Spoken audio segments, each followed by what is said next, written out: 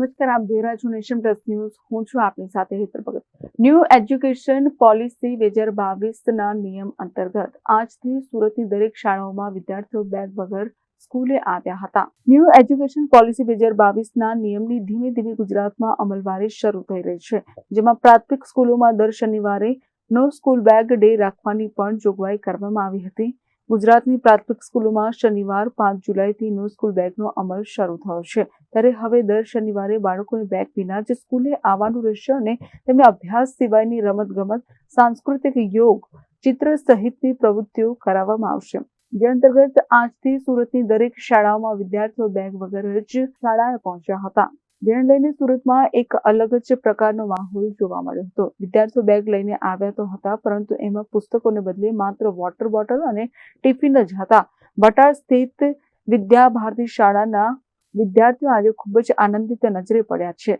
તો તેઓ ભણતરને બદલે અલગ અલગ પ્રવૃત્તિઓમાં વ્યસ્ત જોવા મળ્યા હતા, જેમાં વિદ્યાર્થીઓ સ્કૂલ સમય દરમિયાન વ્યાયામ કરતા નજરે પડ્યા છે. તો આ નિયમ અંતર્ગત ભાર વગરના ભણતર અને બાળકનો શારીરિક અને માનસિક વિકાસ કરવાનો પ્રયાસની શરૂઆત હવે આજથી શરૂ કરી દેવામાં આવે છે.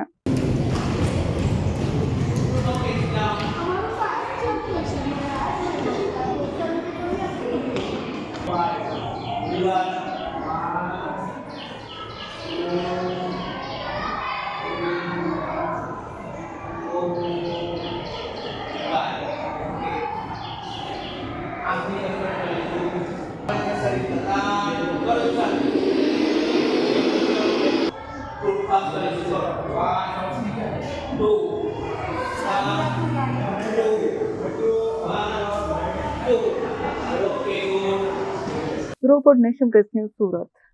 સમાચારોના સતત અપડેટ મેળવવા માટે અમારી નેશન પ્લસ ન્યૂઝની યુટ્યુબ ચેનલને સબસ્ક્રાઇબ કરો, બેલ આઇકન દબાવો અને જોડાયેલા રહો ફેસબુક, ઇન્સ્ટાગ્રામ અને ટ્વિટર પર.